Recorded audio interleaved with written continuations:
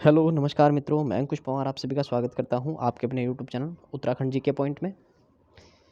हमारी one liner की series चल रही है और उसे हम आगे बढ़ाते हुए ये कुछ और क्वेश्चंस हम आपके सामने डिस्कस करेंगे। तो फर्स्ट है, लाखू गुफा, लोथाप व पेटसाल आदि पुरास्थल कहाँ स्थित है? तो यह अल्मोड़ा में स्थित है। ग्वारख्या गुफा, किमनी गाँव गुफा, मलारी गाँव आदि पुरास्थल आदि स्थित कहाँ पर है? आदि स्थित हैं कहाँ पर? ये चमोली में है। राज्य के किस प्रागैतिहासिक पुरास्थल से 5.2 किलोग्राम सोने का मुखौटा मिला है? वह कहाँ से मिला है? तो मलारी गांव से मिला है, जो कि चमोली में स्थित है। किस पुरास्थल से नीले रंग के शैलचित्र मिले हैं? तो हुडली गांव से मिले हैं, जो कि उत्तरकाशी में है।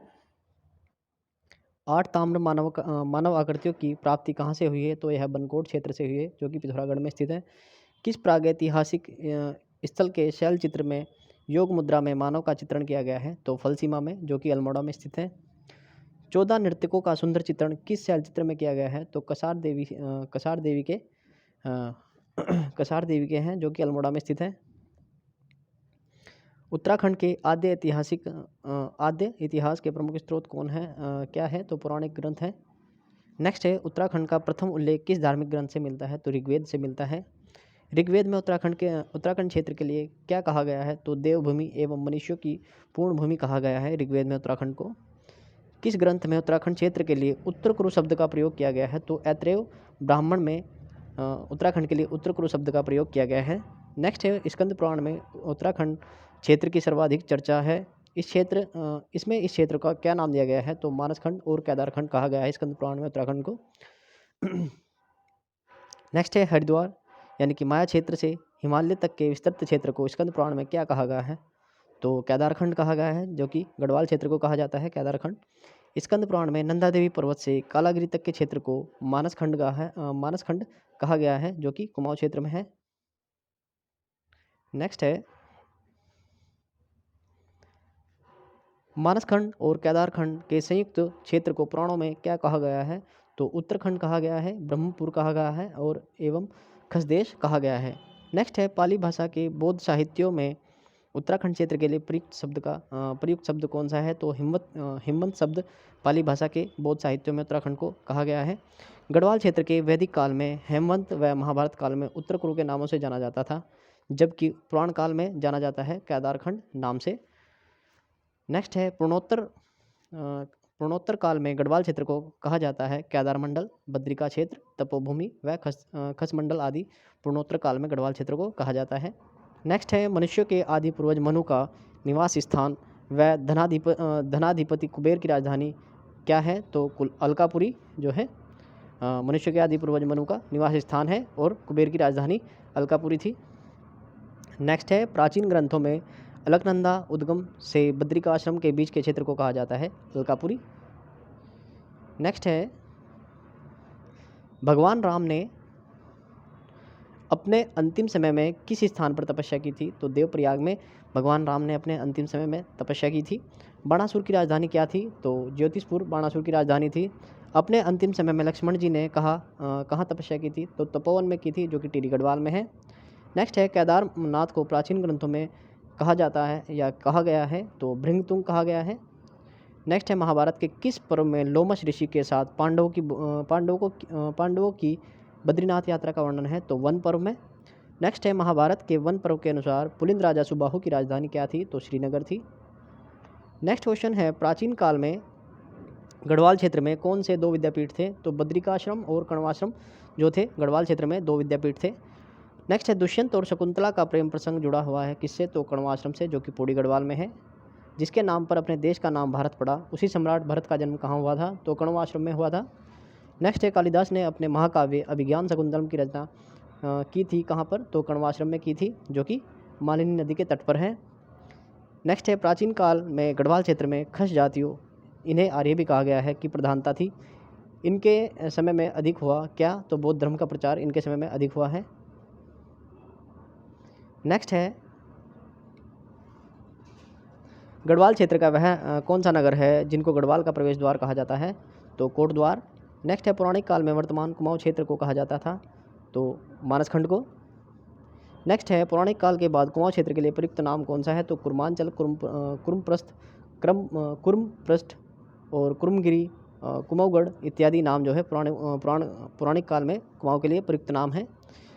कुमाऊँ क्षेत्र का सर्वाधिक उल्लेख किस पुराण में मिलता है? तो स्कंद पुराण में मिलता है। नेक्स्ट है, किस पुराण में कुमाऊँ क्षेत्र में किरात, किन्नर, यक्ष, गंधर्व, विद्याधर, नाग आदि जातियों के निवास का उल्लेख है? तो ब्रह्मा एवं वायु पुराण में।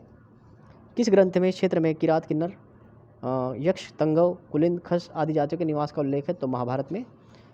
अल्मोड़ा के जाखन देवी मंदिर से किसके निवास की पुष्टि होती है? तो यक्षों के निवास की पुष्टि होती है अल्मोड़ा के जाखन देवी मंदिर से। कुमाऊँ क्षेत्र के में स्थित अनेक नाग मंदिरों से पुष्टि होती है नागों के निवासों की। सबसे प्रसिद्ध नाग मंदिर बीनाग या बेनीनाग स्थित है? तो यह पिथौरागढ़ में स्थित है। नेक्स्ट है, कुमाऊँ क्षेत्र में बौद्ध धर्म का प्रचार कब हुआ था? प्रचार हुआ खसों के समय पर। कालसी, लाखामंडल, सिरोली मंडल व मण आदि जगहों से मिले हैं? तो शिलालेख मिले हैं यहाँ से। अल्मोड़ा की मुद्राओं पर जिन कुनिंद शासकों का नाम है वे हैं आसेक, गौमित्र, हरदत्त, शिवदत्त इत्यादि जो है अल्मोड़ा की मुद्राओं पर कुनिंद शासकों के नाम हैं। नेक्स्ट है, देहरादून के कालसी से 257 ईसा पूर्व का एक प्राकृत भाषा व ब्राह्मी लिपि का शिलालेख मिला है जो कि अशोककालीन है, यानी कि अशोक के समय का है। नेक्स्ट है, लाखामंडल से प्राप्त शिलालेख है राजकुमारी ईश्वरा का। त्रिशूल लेख प्राप्त हुआ है गोपेश्वर व बाड़ाहाट से। पांडुकेश्वर, कंडारा, चंपावत व बैजनाथ से किन के ताम्रपत्रीय लेख मिले हैं? तो कार्तिकेयपुर राजाओं के ताम्रपत्रीय लेख मिले हैं। उत्तराखंड पर शासन करने वाली प्रथम राजनीतिक शक्ति कौन सी थी? तो कुनिंद शासक थे। किस अभिलेख से यह पता चलता है कुनिंद लोग मौर्यों के अधीन थे? तो कालसी अभिलेख से यह पता लगता है कि कुनिंद जो थे मौर्यों के अधीन थे। कुनिंद वंश का सबसे शक्तिशाली शासक कौन था? तो यह अमोघभूति थे। पहली सती ईसा पूर्व में अमोघभूति की मृत्यु के बाद इस क्षेत्र पर किसका अधिकार हो गया था? तो शकों का अधिकार हो गया था। नेक्स्ट है, कुमाऊँ क्षेत्र में शक संवत का प्रचलन और अल्मोड़ा का सूर्य मंदिर तथा इस क्षेत्र में किसके आधिपत्य को प्रमाणित करता है? तो यह शकों के आधिपत्य को प्रमाणित करता है। शकों के बाद राज्य के तराई क्षेत्र पर किसका अधिकार हो गया था? तो कुषाणों का अधिकार हो गया था। छठी या 6वीं सदी के उत्तरार्ध में किसने उत्तराखंड पर अधिकार कर लिया था? तो कन्नौज के मौखरियों ने 6ठी शताब्दी के उत्तरार्ध में उत्तराखंड पर अधिकार कर लिया था। नेक्स्ट है, मौखरियों के बाद उत्तराखंड पर किस बाहरी राजवंश का सत्ता स्थापित हुई? तो वर्धन वंश की, यानी कि हर्षवर्धन की। हर्ष के समय ह्वेनसांग उत्तराखंड की यात्रा की थी। इस राज्य को क्या कहा गया? तो पोलिहिमोपुलो ब्रह्मपुर कहा गया। ह्वेनसांग ने हरिद्वार को क्या कहा और उसका क्षेत्रफल कितना बताया? तो मोयूलो यानी कि मयूर पर और 20 ली इसे बताया गया इसके क्षेत्रफल को। उत्तराखंड के किस राजवंश के प्रथम ऐतिहासिक राजवंश माना जाता है? तो कार्तिकेयपुर या कत्यूरी राजवंश को उत्तराखंड के प्रथम ऐतिहासिक राजवंश माना जाता है। नेक्स्ट है, कार्तिकेयपुर राजवंश के अब तक 8 अभिलेख मिले हैं जिनकी लिपि कैसी है? तो कुटिला लिपि है। 700 ईस्वी से लगभग 1000 ईस्वी तक शासन करने वाले कार्तिकेयपुर राजवंश की पहले 300 वर्ष तक की राजधानी चमोली के कार्तिकेयपुर नामक स्थान पर थी। उसके बाद राजधानी बनाई गई थी तो बागेश्वर जिले में स्थित गरुड़ बैजनाथ घाटी में यह राजधानी बनाई गई थी। नेक्स्ट है, कार्तिकेयपुर राजवंश के प्रथम परिवार का प्रथम राजा कौन था? तो बसंत देव थे।